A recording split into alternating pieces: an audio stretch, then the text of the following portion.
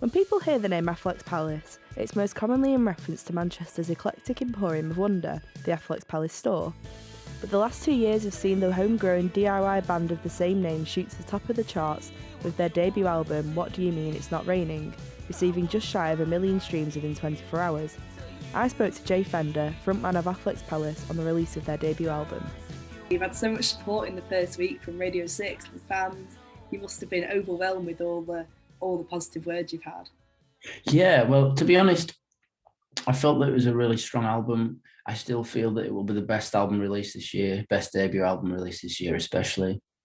But it's still overwhelming to receive such praise from people in the press and people at Six Music, and first and foremost our fans as well. They've got a good ear. I saw on a recent post that John Robert described it as like one of the albums of the year. That must have meant so much to you as a starting up band. I would say John Robb is the most established journalist who's picked up on us and actually reviewed it, and he's the guy who Channel 4 goes to for their soundbite when they're talking about bands that actually matter. So for him to come out and throw his support behind what we're doing, and for him to get what we're doing and appreciate the work we're putting out, means more than probably any other journalist in the world. The remaining reviews that we've had have been people on websites that they either run themselves or is run by a smaller number of people, more of a fanzine, people who have their finger actually on the pulse. Bring the sun, sun, sunshine, every day, every day. Bring the sun, sun, sunshine, while we dance in the rain. Where did the name for the album come from? Well, the name of the album isn't punctuated, and there's a reason for that. It's because I feel that it can be interpreted in two ways. I think it can be interpreted as, what do you mean? It's not raining. Or what do you mean it's not raining? Yeah. With a question mark at the end. And I feel that depending on your mood and how optimistic or pessimistic you are, i.e., is it raining or is it not raining? That's the way you perceive it. The music may be very colourful and bright and positive, but laced with juxtaposed against that is, I think the lyrical content is a little bit darker. Yeah. And also it's a reference to the inclement weather in that part of in Manchester, and it's a reference to the fact that it's always fucking raining. After forming organically through a jamming session between Fender and guitarist Dan Stapleton, the pair decided to enlist bassist Pete Darling and drummer Pete Redshaw into the band before releasing their debut single Forever Young through Jay's own record label, Spirit of Spike Island. Yeah, well, the Spirit of Spike Island is a reference to a moment in time that was encapsulated by people not giving a fuck about what others thought. It was about going to a live music event and enjoying the moment. It's about going and enjoying yourself, enjoying the moment, dancing like no one's watching, not even necessarily focusing on the band, just focusing on being present in the moment. And we wanted to take that ethos and blend it into our label. So the Spirit of Spike Island, that's why it's called that. Yeah. A lot of people are like, oh, it's just a Stone Roses reference, but it is, but it's more about the sentiment of that era and how everybody was welcome.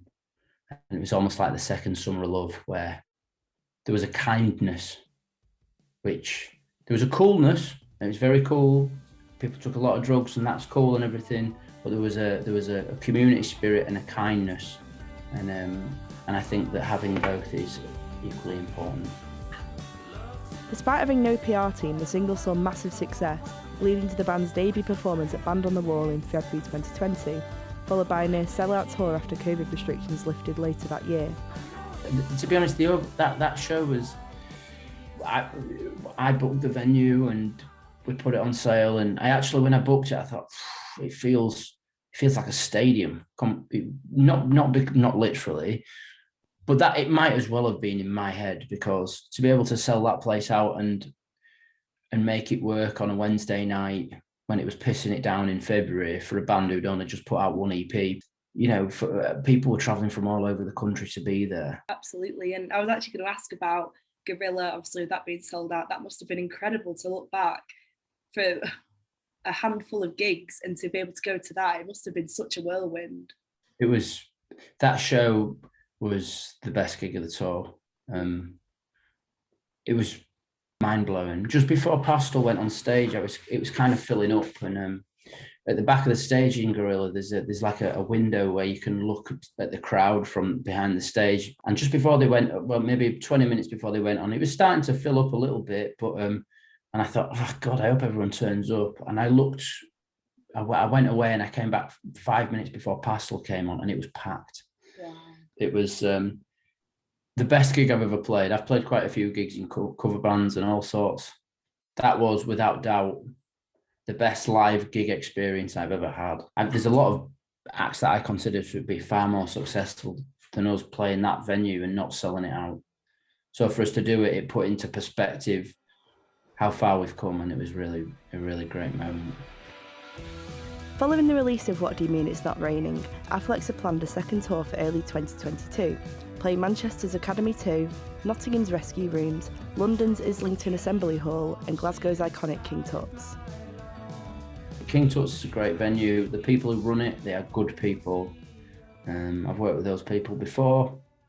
The venue has exceptional heritage, and it means a lot in Scotland. It's like a rite of passage to play King Tut's. When you're at that point, it means you're on the way up. And I love Glasgow.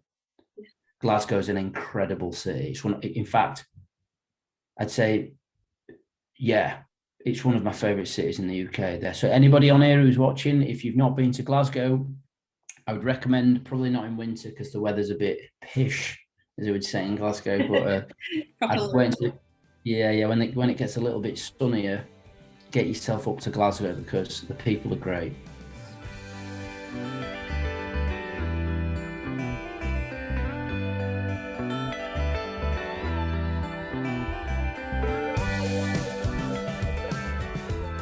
The uninitiated fan, who the fuck are Afflecks Palace to you?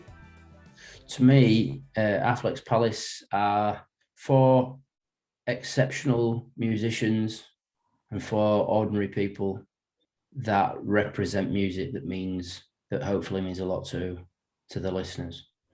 It's real, it's authentic. We are what we say we are, in as much as we are a load of guys, DIY, signed to the Spirit of Spike Island, with one real objective: to make music more interesting. The next year is set to see Afflecks begin the festival circuit, with the band announcing a set at the Bearded Theory Festival in May 2022. Until then, tickets for Afflecks' second tour can be found on the band's Facebook page.